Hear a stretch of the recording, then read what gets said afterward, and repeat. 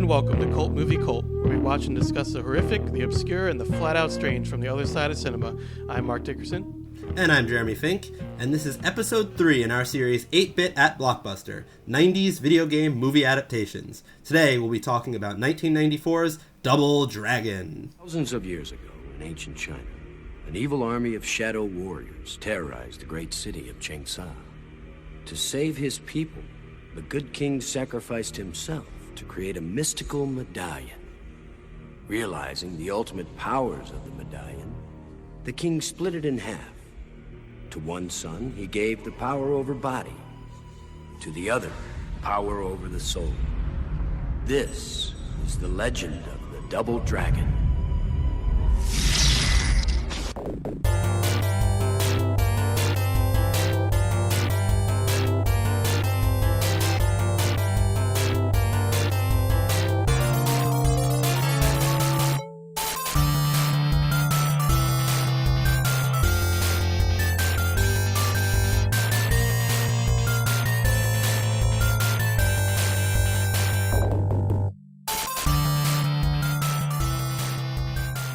Double Dragon is a 1994 American martial arts film based on the video game series of the same name and directed by James Yukich. It stars Mark Dacascos and Scott Wolf as brothers Jimmy and Billy Lee, along with Melissa Milano as Marion Delario and Robert Patrick as antagonist Koga Shuko. The film takes place in an earthquake-crippled Los Angeles in 2007. Yeah, 2007. It's funny. It's funny how long ago that was now, and also kind of jarring, I guess. Well, and also funny thinking about what Los Angeles actually was in 2007. Yeah. You know, like this is the heyday of Paris Hilton and Lindsay Lohan. Yeah. And, yeah. You know, low-rise jeans. Low-rise jeans. But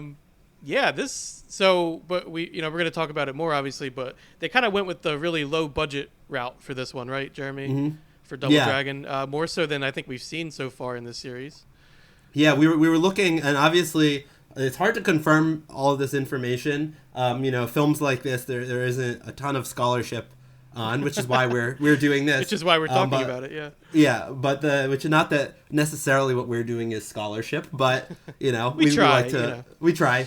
But the budget we saw, at least what Wikipedia so handily provides, is $7.8 million, which, from what I understand, Pulp Fiction, which came out also in 1994, was an $8 million movie. Mm-hmm. So, just a bit of perspective, because, obviously Pulp Fiction's a long movie, but, what they accomplished in this in terms of visual effects and stunts and explosions for an $8 million movie of that era, when you kind of couldn't just quickly CGI something in an inexpensive way. Like, if you were going to do that, it was very expensive, or you had to figure out a practical effect. And like you said, Jeremy, digital versus film. I mean, film is just so much more expensive, and Tarantino shoots a lot of film too. So I was like kind of shocked when you told me that, actually. But it seems like a much more expensive movie. Yeah, because it is like it's a 90s action movie with a lot of explosions and stuff like that.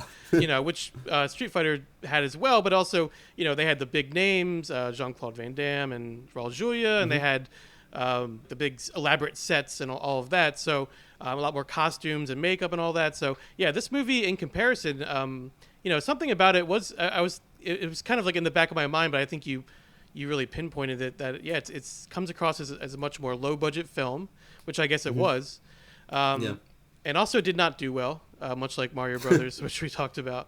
Actually, we were debating whether or not which movie was the bigger flop, I guess, when it came out, factoring in how much it cost to make and everything like that. But so this movie did not do definitely not as well as Street Fighter. I know there was some debate about that during that episode, but no, I mean, Street Fighter was more of a success in this one.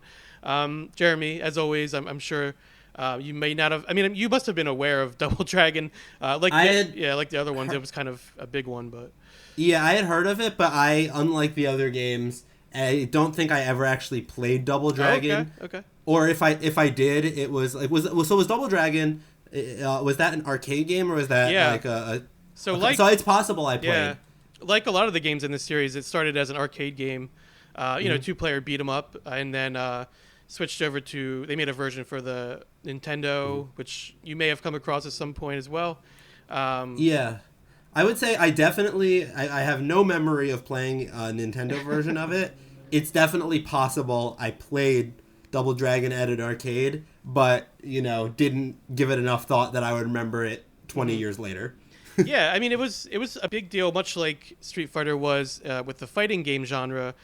In the arcades, when Double Dragon came out, it was a huge deal because, a couple of friends could play together, and it was one of the first really beat 'em up. It's sort of like a genre of video game it became after this, but it's a type of game where you're basically walking from left to right and beating people up, trying to get to the end of the stage. So that's essentially what the game was.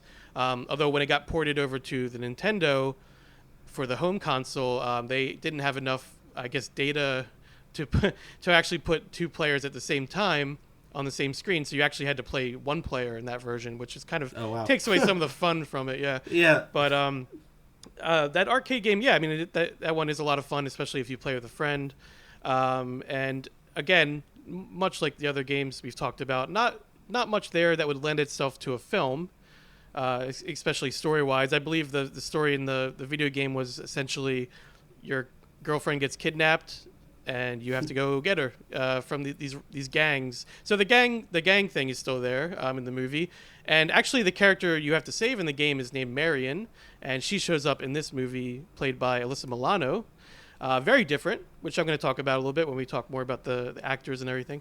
But yeah, so that basic premise is still there, but tweaked a lot, and they did change a lot of things.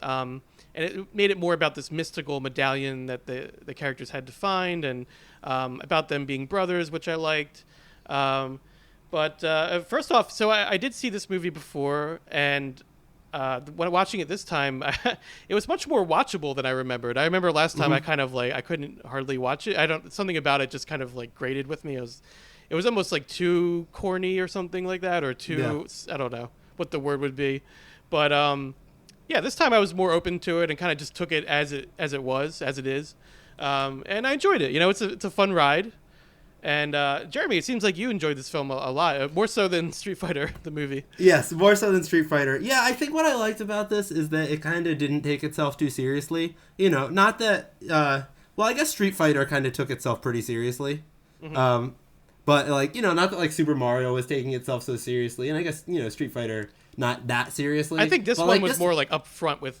right off the bat, they're not taking themselves too seriously. Yeah, it understood that it was a jokey movie, and I thought some of the jokes were actually pretty funny.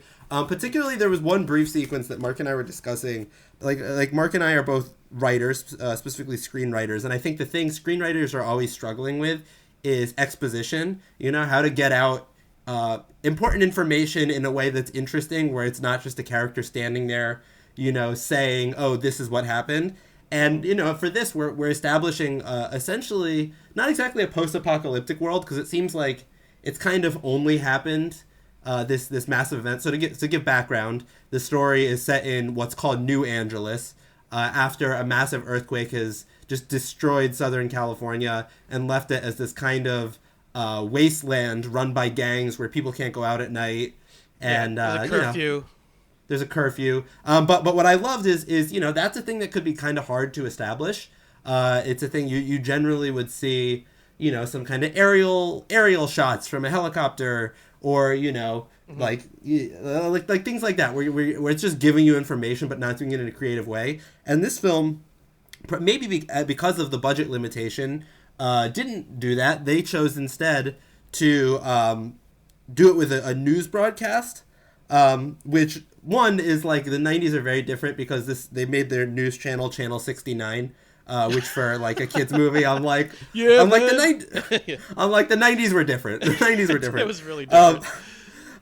But very quickly, the way they did it is they have a news report where they quickly get on, and the first thing you see is actually a commercial for a company called Jack City that's advertising jacks to hold up your house.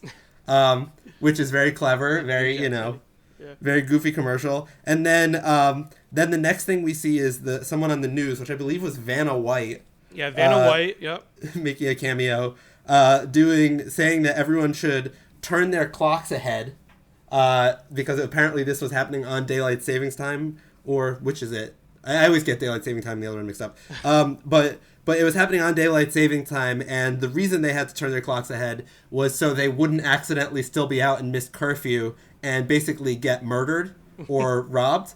So that was clever. And then third, they had Andy Dick, who is the weatherman in this universe, come on and tell everyone that there was some kind of toxic rain in the forecast. And so very quickly you understand that we're living in a world where things aren't as they should be, but done in a very clever, funny way. Yeah. So right from that, I kind of relaxed, because I'm not going to lie, I was a little bit... a little traumatized after Street Fighter. I was kind of unsure where we were going, and so that really eased the tension for me and allowed me to get into this one. I think Street Fighter was I'm hoping the lowest tier that you have to endure for this one. I know that was a rough one for you, so I do appreciate it. But yeah, so we get some cameos right at the beginning there, like you said. We have Vanna White from Wheel of Fortune, Andy Dick. I feel like once Andy Dick shows up in a movie, you know it's not going to be taking itself too seriously. And also George Hamilton is one of the anchors who's kind of just known for being very tan. He just has very tan skin. And at least that's what I know about him anyway. But he's an actor as well. So yeah, let's talk about the cast, I guess, since we're kind of getting into that right now. So we have Robert Patrick as Koga Shuko, right? Koga Shuko, I believe that's how it's Koga Shuko, okay. He kind of names himself that, I guess, at some point. I forget what his original name was, but he's kind of modeling himself after this mystical legend, I guess. And then, so he's like the bad, he's like a typical... he cracked me up with what you said before. Jeremy, how did you describe him again? So I described him in other ones we've talked about, like cigar chomping villains.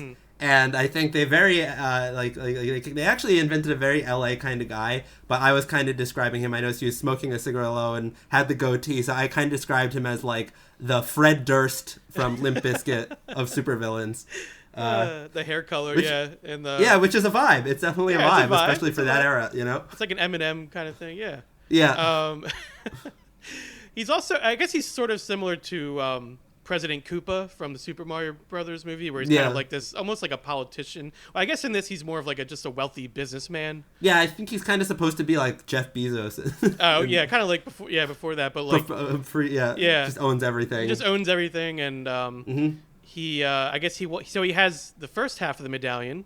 Although I forget. Oh no, they do eventually tell you he got it from the main character's father, I believe, but he needs the second half. So that's kind of where the film starts, is where get me that second half of the medallion, and he's you get the whole again exposition right at the front. This is like a theme in these movies, just comes right out. I guess because video games were still so kind of new at this point, like they wanted to just get you right into the story, make sure you knew what was going on. Even though the plots don't make a lot of sense most of the time. Well, it kind of feels like the way a video game might do it too, though. Yeah, that's true. Yeah, like a little scroll at the beginning almost. Yeah. Yeah, it tells you what the deal is and why you have to fight and why the fight is important. That's a good point. Yeah. So what is the plot? I guess it's essentially that there's these two halves of the medallion, and that's the double dragon, and when they're put together, so one side it controls the spirit, right, and then the other controls. What is it? Strength or the body? It's supposed to be. So one I guess is the idea is it gives you kind of unrivaled control of spirit, which is the one that Koga Shuko has, and the other is supposed to give you that same level of control and power, kind of like an indestructible body. Right. And the idea being, if you put them both together, then your body and spirit is indestructible, and you become some kind of super warrior, who could never be defeated. Oh, okay. So it magnifies the power inside you. One half body, the other half soul. Okay, so a little vague, but it makes you stronger, I guess. Gives you maybe some powers or something like that. Boost. Things they may have explored if there was another film after this, but there really wasn't. After that we have. I just want to give a shout out to Robert Patrick, because he played. I enjoyed him in this movie. He's nothing amazing. I think he chews the scenery a little bit, which is good. But I mean, for me, like.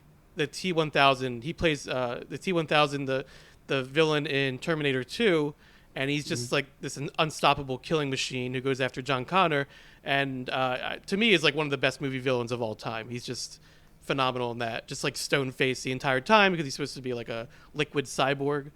Have you seen that movie, Jeremy? I actually have not. That's a massive gap in my film viewing history. That. One of the best. You're exposing me here. I know. Well, it's one of the best action movies of the '90s, I think, of all time. But one of the best sequels also of all time. So definitely check that out. Yeah, he's great in that movie.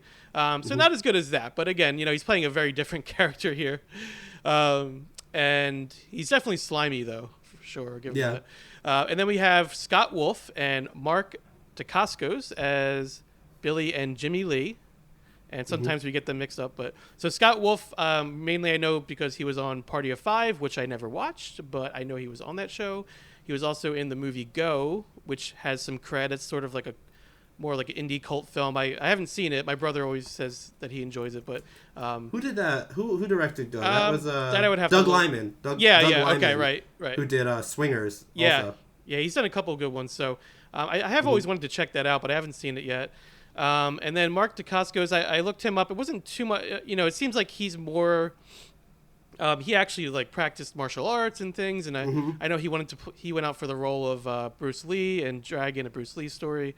And so he has that kind of cred, and I think he's done some roles like that, but not too much otherwise. He shows up in some shows. I think he's been in Iron Chef and things like that, like the TV show. So he shows up, but yeah. So I thought they were both pretty good in this movie. How'd you feel about their relationship, I guess, or their connection in the movie as a two brothers? Yeah. I mean, it felt like a very kind of '90s bro-y. Yeah, I liked I did like their handshake. They had kind of a two-handed handshake where one hand was open and the other was closed in a fist. Yeah. And the other person would mirror it, and they would kind of put them together like lock and key. Yeah. And did it a lot. They did a lot of that. They did do it a lot. And they actually reminded me a lot of we've talked about it on this show, Dude, Where's My Car? Like that kind of dynamic, like which I think they were going for, like sort of like a Bill and Ted, definitely, again, not taking themselves too seriously, which was nice. Very playful. And and then we have Alyssa Milano, who I mentioned as Marion. So playing not quite the damsel in distress. So I did want to give him some credit for that. It's actually interesting, definitely different take on what is essentially a non-dimensional character from the game, who you set out to save. I mean, you see her once in the beginning. I think she actually gets slugged in the stomach. It's pretty brutal by the gang leader, and then they take her away, and then you have to go save her, and she's dangling from a rope at the end. But that's all you really know about her. I think she shows up again in the sequel, but that's really all you get. So based on that, I think they kind of took that character and did something sort of interesting with her. So she's the daughter of the police chief of the city and member of one of the street gangs, and she eventually, I guess she knows the brothers, and she ends up eventually fighting alongside them, the Lee brothers, and she also has sort of like a punk thing going on, like sort of like a funky punk thing. So yeah, like short hair, like fairly progressive for its time, although she does put a wig on when she talks to her father, which is kind of funny. Yeah, which was funny. I thought that was funny. Yeah. It's just like, because he's the police chief. Yeah. So he does none the wiser, but he does eventually find out. Yeah.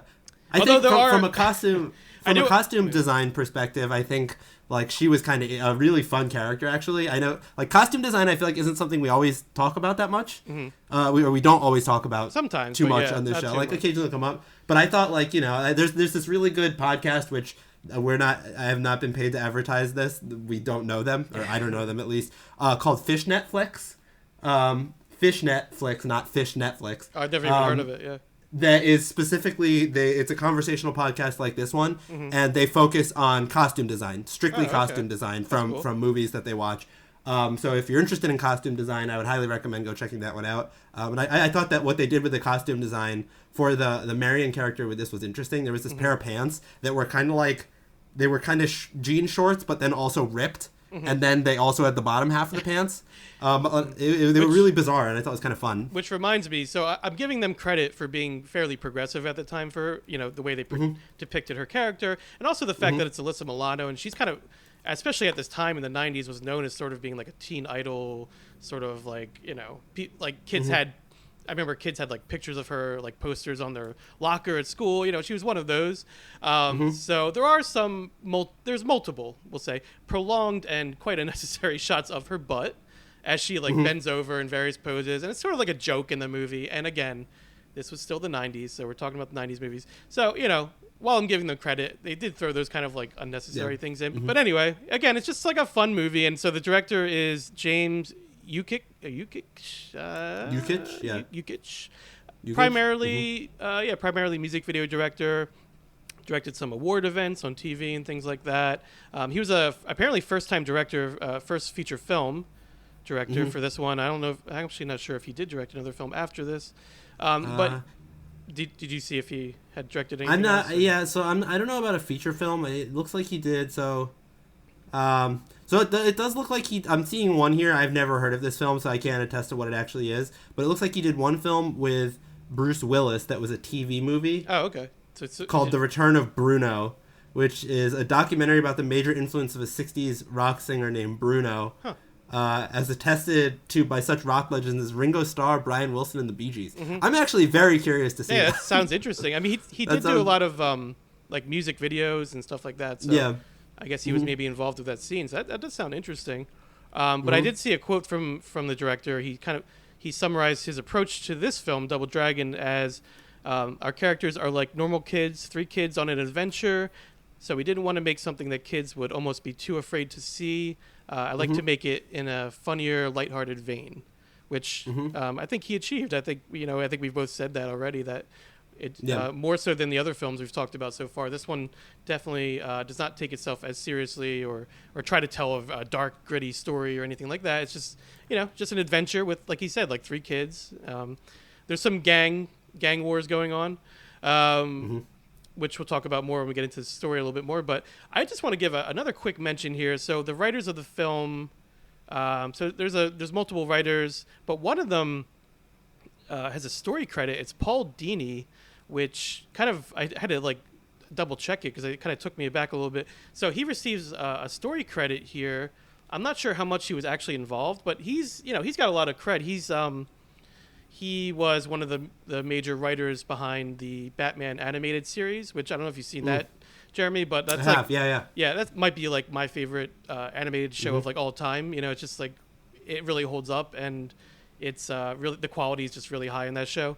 And so he was like one of the driving forces behind that, one of the writers, and he's still working in comics and things like that today, and as a writer. So that really threw me off when I saw that. So maybe it was earlier on in his career or something, and he kind of just, I don't know.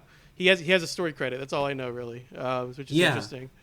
So, I'm also seeing another one of the writers, because it looks like he got a story by credit, and then one of the actual screenplay credits is Peter Gould, who apparently he's worked on all 5 seasons of Breaking Bad, and is currently a co-showrunner of Better Call Saul. Yeah, that was the other person that I was aware of. Yeah. So another name there. So a couple people that were involved here that were somewhat notable. Some real writing acumen for Double Dragon. I'm sure they're very proud. Yeah. So to get into the story a little bit, so unlike the game, the film takes place, like you said, in the apocalyptic future of 2007 in LA, and known fictionally as New Angeles. So NA. After the big quake. A bit futuristic, bit dystopian, like similar to Super Mario Brothers movie, but done in sort of a different way, a little more low budget way, I guess. Yeah. And this is one thing I noted, and we were talking a lot about how the movie was fun and funny and all of that. But one of the notes I made was I kind of felt, it's funny because I think this movie actually could have benefited from a little bit more of a darker, grittier vibe, more so than the other movies, especially more so than Mario Brothers movie, which you wouldn't expect with Mario Brothers anyway. This is at least what I guess what I mean is this is the film that you would think they would maybe take a grittier, harder edge with, because the original source materials, it's about gangs, it's about people fighting each other and stuff like that. So, and actually, we haven't done a series yet on gang movies, Jeremy, but that has been suggested by a listener who sent us an email. A listener emailed us, and I think that's one that could be fun and would definitely be interested in doing. But anyway, it just got me thinking about that. Do Double Dragon again. We'll do Double Dragon. Jeremy loves this one. No, I'm just kidding. No, I mean, this again, it's a fun movie, and I'm glad that it is fun. But I guess what I mean is just like, you would just think like looking at the source material, this might be the darker, grittier one. If they had gone for that kind of like Warriors vibe, you know, something like an actual gang movie kind of vibe is what I mean, I guess. But anyway, so there's mob rule, gang wars, people in the streets with these high-grade, dangerous weapons. There's a curfew in place, like we mentioned. So, you know, things are not going well. And this is due to, I guess, sort of like a, what would you call it? Like sort of like a deal they've struck with, I don't know if you call it like a truce, not a truce, but like something they've struck with the police, right? So I think at one point they actually did refer to it as a truce. Oh, okay. So it's like sort of a truce between these gangs that are taking over and causing anarchy and the police. Basically, like they're allowed to kind of roam the streets and do what they want as long as, I guess, the sun is down. Yeah, as long as the sun is down, right? Yeah. So that's why they have the curfew, and that's why people aren't supposed to go out at night. So, you know, interesting idea. But Jeremy, how would you compare the world of this film, I guess, compared to the others that we've discussed so far? I think if I were to make a ranking, this would be second for me. I still think the Super Mario world is kind of at least aesthetically, the most interesting. Yeah. But I did like what they did with this one. More of a Mad Max vibe, I guess, in this one. Yeah, like I like the cars in this one. I thought the cars were really fun. Souped up cars with weapons on them and stuff like that. Yeah. I liked the I forget what the kind of organization is called that the Marion character is working with, the kind of underground. Oh, right. But like I thought their headquarters was really cool. Reminded me of like Ninja Turtles or something. Like, actually, I got a lot of Ninja Turtles vibes from this movie. Yeah, true. If it was set in New York, it would have been indistinguishable. Which makes sense, I guess, with the time period. But I think I like that. I thought that environment was like, it was kind of like half Ninja Turtles and half like high-end Soho retail store.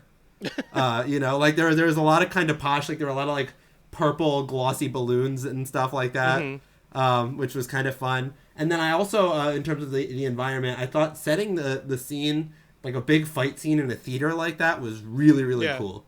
I thought that was awesome. I thought that was a great, you know. I'm not going to say great fight scene. I thought the fight scene was okay. It went on for a long time, and there were certain things where I didn't completely understand what they were trying to accomplish. Yeah, they threw some goofy things in there, similar to like Ninja Turtles and stuff like that. But in terms of the environment, like I think they put thought into where they had these fights set, at least, you know, like you said, the environment, Jeremy, like the you know where they actually took place, which was cool, because they tried to incorporate things into it, like from the environment, and we certainly got more martial arts than we did in Street Fighter, the movie, more fighting, I think, actually, because the plot itself is fairly simple. I mean, you have this MacGuffin, you know, this medallion, this object that exists, and one thing happens and then another, and the characters try to get to it and all that. So, you know, the plot itself is pretty simple, and we don't get too much individual backstories of any of the characters, really. So the motivations are a little lacking, but I mean, I guess you do eventually get a little bit more towards the end about their father and things like that. The connection to the villain, which I thought was good, because at first you're like, who is this guy? Like, what's going on? Yeah. But eventually you do get a little bit more. And so, yeah, the story is, you know, whatever. But, Jeremy, what did you think of the action, I guess, in particular the fight scenes? Did you think they were handled well? I thought they were fun. Yeah, I mean, I don't know if well is the word. Like, I wasn't, like, you know, on the edge of my seat wondering what was going to happen. But I think that, to me, that what I liked about this is the fights felt the most like a video game fight. Like, you know, like I think if I'm putting myself in the shoes of a 12 or 13-year-old in 1994 watching this, like that's the one that feels like the game I'm playing with my friends. Yeah, this would definitely be a rental if you were a 13-year-old. You saw it. Yeah, exactly. Yeah. This would be like, it's like a fun thing to watch. Like there are some cool stunts. Explosions. There's a boat chase scene. You get a boat chase. Yeah, which I thought was a pretty cool scene, actually. Yeah, there's jet skis, lots of explosions. Yeah, we had like jet skis, like the jet skis, like I don't know how they did it exactly. I'm guessing there was some kind of jump, but we had one shot that stuck with me where we see our main characters on a boat, Billy and Jimmy on their boat, kind of cruising away, and the camera's framed behind them, and all of a sudden 2 jet skis with people on them just fly over the edge of the frame and just land in the water and kind of just take off and start following them, which I was like, I mean, I'm not any kind of a jet ski expert, but I was like, that was pretty cool. You know, it doesn't seem like something everyone could just do on a jet ski, you know? Yeah, definitely some cool stunts in the film and things like that, which I appreciated. So we have the boat chase scene. There's a couple of cool action scenes. You have him. So you have I'm gonna get the brothers confused. Yeah, I believe it was Billy Lee, the one played by Scott Wolf, fighting against his own brother Jimmy, who kind of comes back after he's been with Kogashuko, and is turned into sort of like this shadow version of himself and sort of like this evil version of himself, which actually is related to the game because I mentioned earlier that the Nintendo version of Double Dragon was only one player because of technical limitations at the time. And so when you got to the end of the game, you actually had to fight your brother as sort of like a double, like an evil character. And I believe it was actually so I think even in the arcade, once you got to the very end and you go to save Marion, I think the two characters actually have to fight each other to see who gets Marion, which is kind of messed up. But so there's some again, it's like there's allusions to things, Easter eggs as we called them, like as with the other films we discussed so far in the series. So like the connections to the original video games are seen in the film, but are more like nods or like Easter eggs and actual parts of the story. But they're there. Like you also have there's an enemy in the game called Linda Lash, who has a whip, and she shows up in the movie. And at one point, Billy gets knocked back into the arcade cabinet for Double Dragon, which is very obvious, not too subtle there, but it gets smashed, and so that was a cool nod there too. So you have some things like that, but I think the biggest nod would have to be the inclusion of a character named Bo Abobo, which I definitely want to talk about him. He's a very bizarre character, and we were talking before we started recording, Jeremy. I said, yeah, that character's from the game. And you said, of course he is, because he's so bizarre. Like, there's no other reason for him to be there. And really, there's nothing else really that supernatural. Well, I guess the medallion itself is supernatural, but there's really not that much like this going on besides this one character. So essentially, this is like a gang member, street tough, who gets turned into, I guess for failing Kogashuka, he gets turned into like a souped up version of himself. He gets a lot bigger, a lot stronger, sort of similar to Dennis Hopper's King Koopa in the Super Mario Brothers movie, where he transforms his own henchman into like a hulking brute. Wasn't there something like that in Street Fighter as well? There was, right? Yeah. The Blanca. What's the character's name? Blanca is like sort of like he's sort of like a savage, like animal-like monster character, I guess. See, we are doing scholarship. we are finding trends and patterns. Yeah. Yes. But I guess that was like a way to explain these more supernatural elements or characters because, these games do have some, pretty inexplicable things to them. So I guess, hey, we'll strap them to a chair and he'll get strong. Yeah, we'll make him into like a beast. One thing I thought was interesting with this, which was kind of different, is that the Bo Abobo character was already, when we introduce him, they're like, he can bench press 800 pounds. He was already strong. He was already strong. And then so there's this moment which I thought was really funny where, I don't know if it was meant to be funny, but like the Kogashuko is like, oh, I'm going to make you stronger now.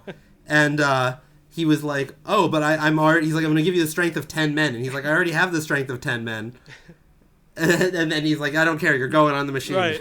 Which is probably, I guess that's why he's so odd looking once he gets pumped up, because his muscles are so bulging. Like, eventually so when the character starts out, he has like this mohawk, I guess, and a very obvious bald cap for the mohawk. But eventually, and he's like just like a street tough, I guess he's supposed to be strong, so he kind of has muscles. But eventually, when he gets transformed, he becomes like this really like hulking, like big bad guy, and his like everything, even his face, like his neck, everything is bulging, and you kind of just have to see it. It's hard to describe, but it's certainly bizarre looking. There's a lot of makeup involved, I'm sure. I think it's actually a different actor who eventually plays the character. It's so different.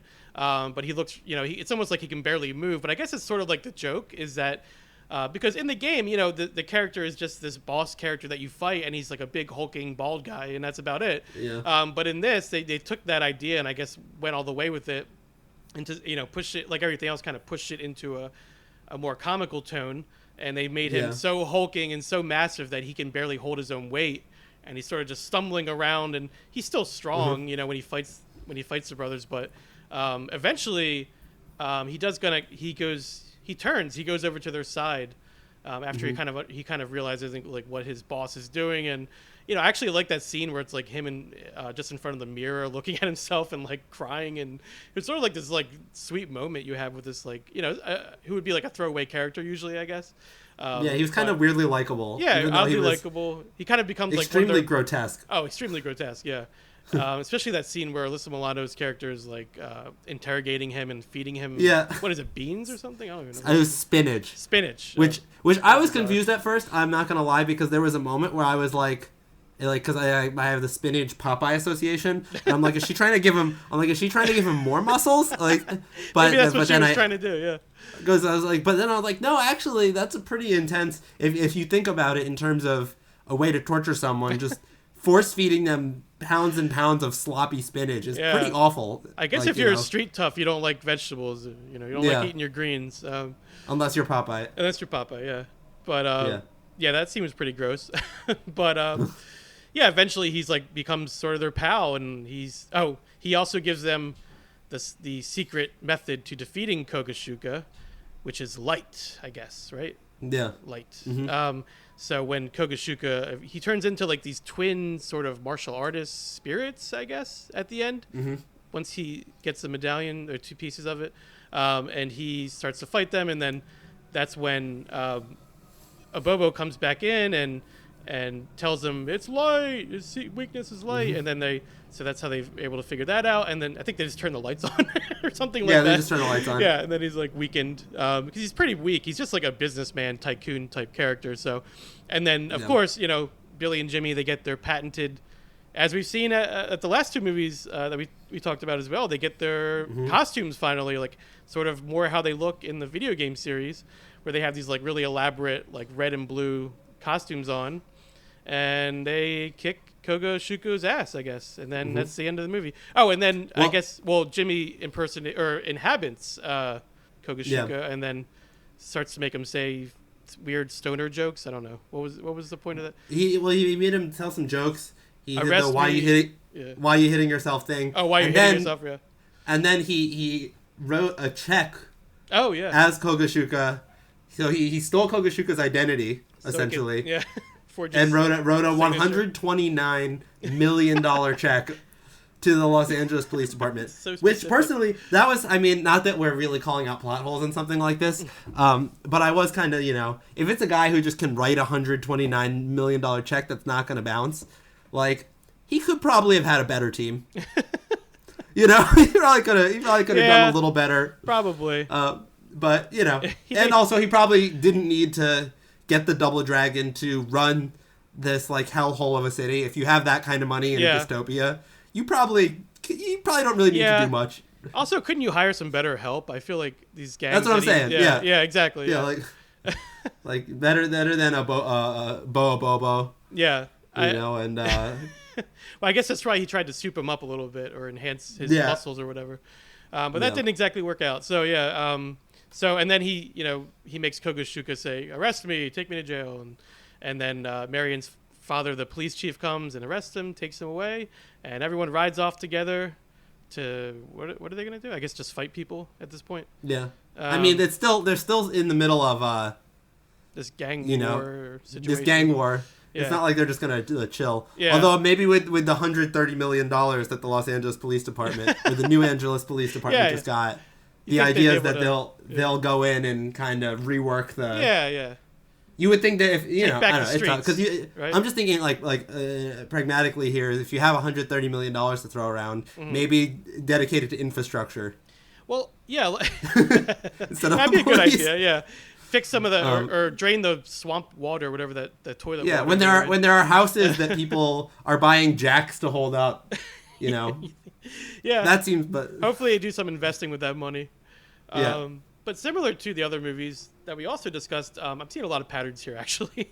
Yeah. Taking the scholarly route, this also seems, or could almost be interpreted as like a origin story for the characters, right? It's just like now they have their costumes and their medallion, and they're going to go off and start fighting these gangs. So it is almost like the beginning of their adventure, sort of. Yeah. And there was their mentor character, which we didn't mention at all because she's kind of like hardly in it, but yeah. And her name was Satori. Satori, and she actually is like the one kind of guiding them through a lot of the early scenes and telling them about the medallion and all of that. And she eventually is killed in an explosion, right, Jeremy? And then so she's from what I understand was trapped inside the theater, and when Kogashuko explodes the theater, she's still inside and dies. Yeah. But then kind of comes back in spirit form at the end of the film. Yeah, to she comes guide back. Our heroes. She becomes like the Obi-Wan kind of. Yeah. Yeah. So she's like, use the medallion or whatever she says. So that's pretty much it. Yeah. Then they kind of ride off together with the Bobo. So it's like Jimmy, Billy, and Marion and the Bobo all ride off together into the sunset to fight more gang crime, I guess. But that's pretty much it. So I guess it could have had a sequel, but again, the film did not do well when it was released in theaters, and I'm not sure how it did on home video. But yeah, I mean, all around, this movie was just not really well received, I would say, both critically and financially. There was some praise for special effects and the action sequences, like we talked about, but the writing and performances got a lot of slack.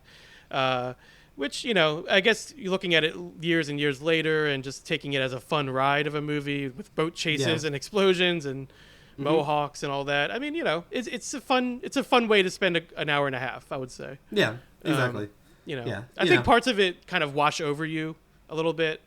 At least it did for me. But I think it's just, again, just that 90s action movie vibe. And also similar to Street Fighter, there was a video game that spawned from this movie. So the movie was based on a game, then spawned a fighting game, so very similar to Street Fighter, although it did not use motion capture as Street Fighter games. I was wondering that. They actually had plans to do that. They wanted to do that, but I guess because of financial reasons, or they were just trying to focus on other things. So I guess making the actual movie. So the video game is a fighting game, and it's done with digitized sprites like the original games. It came out the following year in 1995, and it does have characters from the movie. So I think you can play as Kogashuka actually, and I guess Marion as she appears in the movie, and Abobo and all that. So that was released. I'm not sure how that did. I'm sure better than the movie probably. So that came out. But yeah, so they did want to do it with the motion capture like Mortal Kombat had done and like the Street Fighter movie, the game, had done. But they were not able to do that. Another video game based on a movie, based on a video game, which is pretty interesting. And again, I think if any of the games we've discussed so far could have benefited from maybe a darker, grittier tone, it probably, ironically, would have been this one. But they decided to go to the funner, more action-y route with this one, and I think that made sense too. But Jeremy, what are your final thoughts on Double Dragon the movie? Yeah, I enjoyed this one. It was fun. Like I said, I think for me, what I liked about it was just that it was kind of light and goofy. I could see how a darker tone might have been better if the goal was to make a really great movie, which I'm sure the goal was. I'm sure the goal was to make a great movie, but it wasn't to make like a great movie in the sense like something people take really seriously. It was meant to be something that's fun for kids. As we've said before, no one sets out to make a bad movie, right? No one sets out to make a bad movie. But when I say I mean like a great serious movie. Like right. Like I think there is a world where this could have been like a serious action movie. There may actually be. Who knows? I mean, they might remake it again with a grittier tone. You never. Yeah, exactly. You never know. These days any IP can get remade. So yeah. But I think for what it was, like for what they were aiming for, I thought it was a fun movie. I enjoyed watching it. It was like Mark said, it's not super long. It's not like a movie that you're just sitting there endlessly slogging through, waiting for it to be over. It's a popcorn movie, Yeah, it's a fun little popcorn movie. It's kind of perfect for what it is. It might not be everyone's first choice, but if you find yourself, feeling nostalgic and wanting to watch some '90s camp, I think it's a fun choice. Yeah. It did make me want to watch more gang movies, though. I think that could be a cool series. That was a fun vibe. Yeah, on our show, yeah. Oh, and one other quick trivia note I wanted to mention. Not only did this movie take inspiration from the video game series, but it also apparently took a lot of inspiration from, I forgot this even existed, but there was an animated series of Double Dragon in 1993. So the year before, yeah. And apparently they took some elements from that show. I don't remember the show at all, if I even watched it. But they took some elements from that to help them. So I guess that combined with the base of the original game series was what they used to come up with this movie. And it's interesting. Something. Yeah. No, it is. Yeah. Well, I think we both enjoyed it. And like I said, parts of it maybe wash over you a little bit. But I think overall, it's a fun action movie, especially if you have a couple friends around and you got some popcorn pop in there. Yeah. But yeah, I think it's going to do it for part 3 of our series of 8-Bit at Blockbuster. Next time, we're going to actually be closing out the series with our 90s video game adaptations with Mortal Kombat from 1995. I'm double checking to make sure I'm right on that. Yes. From 1995.